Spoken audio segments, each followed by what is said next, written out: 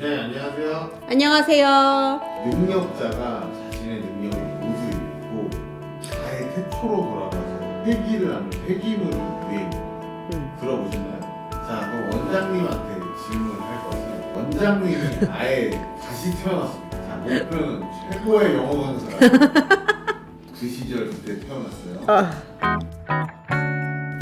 그렇다면 파라군 밖에서 태어난 아이가 초, 중, 고를 서울 밖에서 나오고 공부를 그 지역에서 잘해서 서울로 대학을 와서 졸업을 한 걸로 할게요. 근데 영어 강사를 하려면 뭔가 외국에서 태어나고 이래야 될 것 같아요. 아니, 못하는 애들 마음도 이해를 해야 되는 거고 기본적으로 자기 노력으로 입시도 겪어본 사람들이 저는 되게 좋은 강사가 될 수 있다고 생각을 합니다. 대학교는 어디 가야 될까요? 대학교요? 그냥 서울? 학벌이 물론 좋으면 좋겠지만 그게 절대적인 조건은 아니에요. 알겠습니다. 자, 그럼 학교를 갔어요. 네. 무슨 과를 갈까요? 그거 상관없어요. 영어 교육학과 안 나와도 됩니다. 나오면 좋겠죠. 근데 이 세상에 뭐 전공 살린 사람이 뭐 얼마나 되겠어요. 저는 꼭 영어 영문학과를 나와가지고 영어 강사를 하고 수학과를 나와서 수학 강사를 하고 그런 공식에서는 좀 벗어나도 된다고 생각을 합니다. 그래서 강사라는 것은 어떻게 보면은 꼭 그 전공을 살려가지고 입문할 수 있는 직업군은 아니에요. 자, 졸업하기 전에 어학연수를 간 겁니다.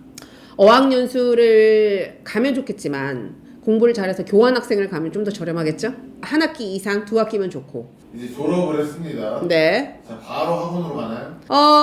사실 이게 좀 재밌으려면은 대학교 때부터 시작을 했었어야 돼요. 알바로 시작을 하는 거죠. 그럼 아직 강사가 아니네요, 대학생들. 아니었어요. 과외 안 합니까? 과외 이제 스멀스멀 시작은 하죠. 그러니까 어떻게 시작을 하면 그 집에 애가 대학을 잘 갔대 라고 시작을 하면 어떻게 되냐, 옆동에 있는 누구를 뭘 봐줘라, 친척 누구를 봐줘라, 뭐 요렇게 시작이 되는 거죠. 과외는 그렇게 한두 건으로 월 한 50, 60을 만들어내죠.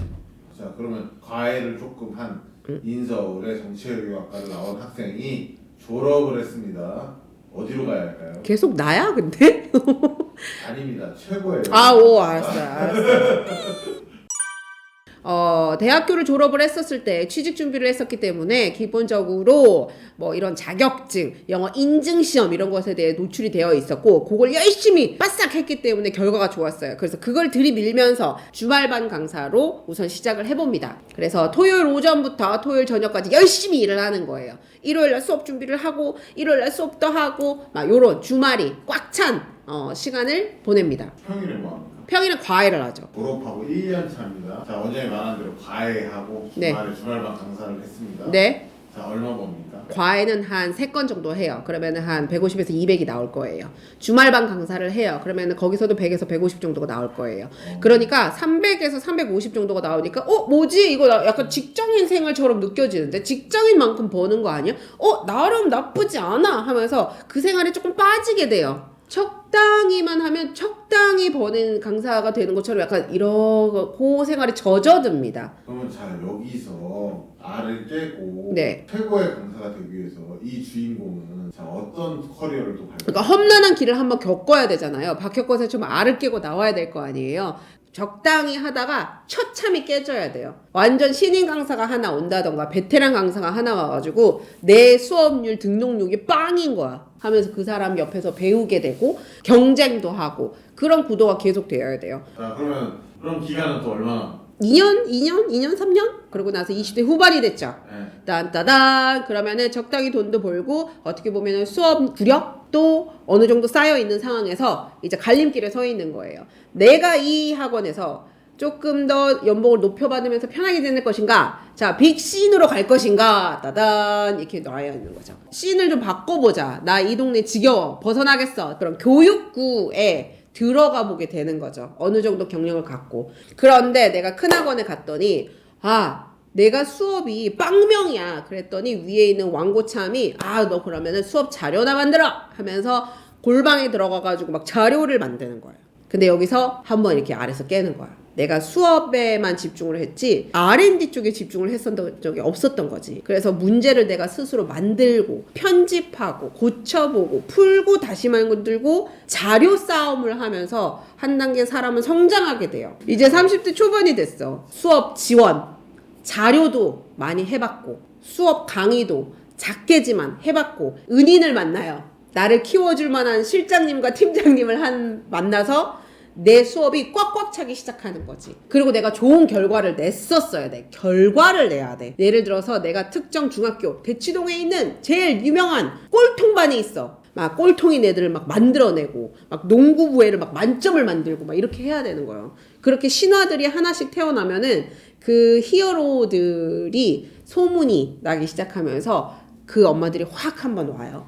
그게 마지막 테스트인 거예요. 네, 그렇게 만들어서 그러고 나서 좋은 팀을 꾸려서 뭐 메가스터디, 뭐 두각, 뭐 이런 CDA인제 큰 입시반에 들어가서 히트를 치는 거죠. 자, 그럼 원장님, 자 정리를 하자면 특이한 부분이 한 세 부분 정도 있었던 것 같아요. 자, 첫 번째, 굳이 뭐 영어권 국가에서 영어에 노출된 사람이 아니어도 된다. 영어를 유창하게 한다고 해서 영어 강사가 되는 건 아니에요. 영어를 잘하는 것과 영어를 잘 가르치는 거는 별개의 문제인 것 같습니다. 자, 두 번째, 영문과나 영어교육과가 아니어도 된다. 그럼요. 한국 입시를 겪은 사람이라면 내신 가르치는데 그리고 초등부 영어를 가르치는데 큰 문제는 없습니다. 다른 전공자가 주는 인사이트가 있다고 생각합니다. 그리고 그게 학생들을 가르치는 데 도움이 됩니다. 하나만 더 얘기하겠습니다. R&D에서 조금 일을 해봤으면 좋았을 것 같다. 이것도 맞아요. 좀 특이한 지점이었습니다. 맞아요. 티칭을 하는 데 있어서 내가 아이들 앞에서만 서는 게 아니라 내가 책과 마주했었을 때 정말 자기 수련의 시간으로 수업 준비를 열심히 하고 수업 자료를 열심히 준비하는 게 사람을 단단하게 만듭니다. 원장님, 그러면은 오늘 원장님의 판타지와 최고 강사가 되기 위해서 어떤 여정이 있으면 좋을까라는 걸 여쭤봤는데 네. 마무리. 최고의 강사가 되는 데 있어서 백그라운드나 뭐 해외 경험, 학벌이 중요한 것은 아닙니다. 가장 중요한 포인트는 노력, 그리고 그 고난을 이겨내는 의지입니다. 그렇기 때문에 저 또한 지금 아직도 ING이니까 최고의 강사가 되기 위해서 노력하겠습니다. 감사합니다.